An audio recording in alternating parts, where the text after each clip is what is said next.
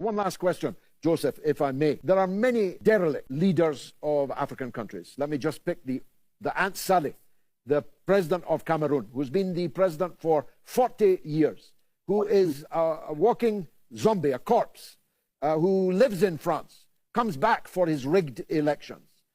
The days of that kind of government, if I can call it a government, must be numbered now that Africans can see what a real leader looks like in Captain Traoré. Thank you so much, George, for this question. Brilliant question. And this takes me to why what is happening with Burkina Faso, Traoré, and the Sahel is very, very, very critical and very important. You see, there's a psychological dimension. There's a psychological element to this.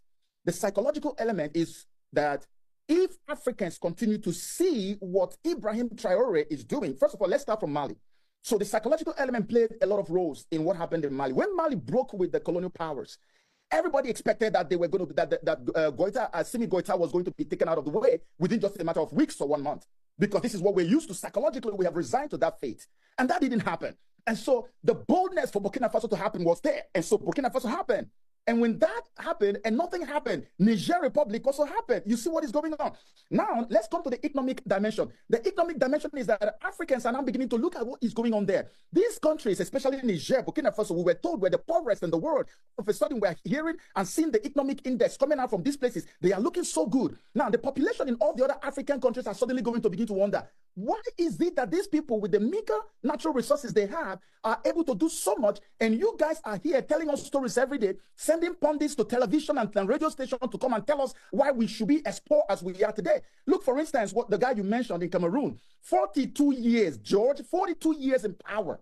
42 years, and the French love him so much. In fact, the guy stays in France where elections happen, what they call elections happen in Cameroon. So he is meant to stay there until he dies, just like Yadema died in power and his son took over. I'm pretty sure they probably have a son, a crackhead son somewhere, who is going to take over from him the moment he dies. This is what the French is showing Africans today. So African country presidents are so uncomfortable as we speak now. This thing that is happening in the Sahel unsettles them greatly. So even they themselves wish for Ibrahim Traoré to be defeated more than the colonial powers wish him to be defeated. They are not genuinely in love with what is happening there. It is the African population that are so, completely happy and blown away by what is going on and fully in support of it. Because these presidents, Sahel states are making them look like fools. The Sahel states now is beginning to make them look like liars, because all the lies they've been telling, for instance, look at Ibrahim Traoré. Under his presidential initiative on agriculture, do you know what this young man has done? This guy has brought a lot of innovation into agriculture. If you see, he introduced the cotton production. Burkina Faso used to be the biggest cotton producer in the whole of Africa. They went down to number 2. Today, they are racing up to that same number 1 because of the initiative. George, let me tell you, you may not know this, but you need to know this now. Ibrahim Traoré has committed to build at least 5,000 kilometers of paved road every year. But guess what? Until the 2022, when he took over power, Burkina Faso had only 3,600 kilometers of paved road. 3,600 for such a nation with all the wealth, the gold, the cotton, and everything they have. Only 3,600. This young man is now building 5,000 every year, and he has his nation's population, the youths, engaged in this project. So, in a nutshell, whether a nutshell or no nutshell, let me explain to you in summary. The guys that you call presidents across Africa are very, very scared, because if what is going on in Burkina Faso and the Sahel states in Niger Republic is going to continue, where Ibrahim Traoré takes over 2 gold mines and nationalizes them. Gold mine that were supposed to be sold for $300 million, he got for $80 million, nationalized it, and now the wealth is going to now stay with the people rather than go to the corporations and then to all the other colonial powers. If he does that, the same way that Niger has also taken a uranium mine and nationalized it, you see that more money is going to be going into their coffers. And these small countries will suddenly begin to make a nation like Nigeria that claims to be giant look like an ant. This is what they are so scared of, and it is going to happen because we are seeing the result right now.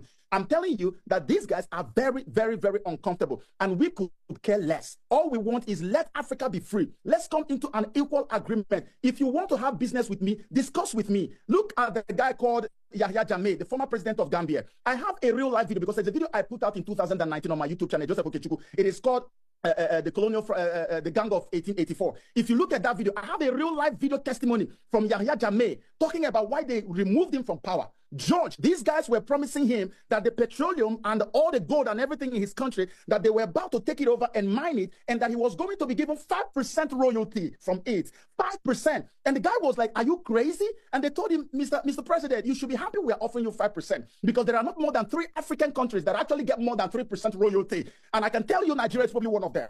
You can imagine, how can you have natural resources, minerals, oil, that give you multiples of trillions of dollars, and you give the owner nations only 3%, and 5% is the max. And that's what they offered him. And when he said no, they kicked him out. Qatar today, George, has only natural gas. Natural gas in Qatar is what they've used to turn that place into a living heaven on earth. But in Imo State alone in Nigeria, if you know the amount of gas deposit in Imo State, not the only state, in Imo State, that's apart from oil, which we are 5th largest exporter of. If you know the amount there, you'll be wondering, why are we living the way we are living? It is because of this lopsided, satanic colonial agreements that have left Africa pauperized forever. We have come to a point where something has shifted in the atmosphere. There is a massive shift in consciousness, and it is both historic and generational. So we are taking advantage of it and saying, enough is enough. Africa must be for Africa. And if you want to do business, we don't want to exist alone. We don't want to be just only for Africa. There's no way Africa can exist alone. We need partners in the West. We need partners in Europe, in America. But we want to have equal agreement, a gentlemanly partnership that says, you take 40, I take 60 because I'm bringing the hardware and all of this. Or you take 30, I take 70. That kind of stuff. And not to be giving us royalties of 0.3 and 0.1 like the wife of the president of Sierra Leone was complaining about the other day. The woman said, look, these people are giving us 0.00001. That's why Sierra Leone is like a dump ground. 0.0001. So you make 1 trillion and the country gets about $100,000 or maybe $1 million out of their natural resources. They have one of the largest deposits of gold in the whole of West Africa. This is the wife of a sitting president saying it, not just Joseph Okechukwu. We have come to that point where things are either done right or they are not done at all. And Africans have had it. They are even ready for war now, as long as they reclaim their stolen sovereignty. Sorry for taking too much of your time. Joseph, I told them you were a star, and you definitely proved me right. Captain Traore, the threat of a good example. Thanks for joining us on the mother of all talk shows.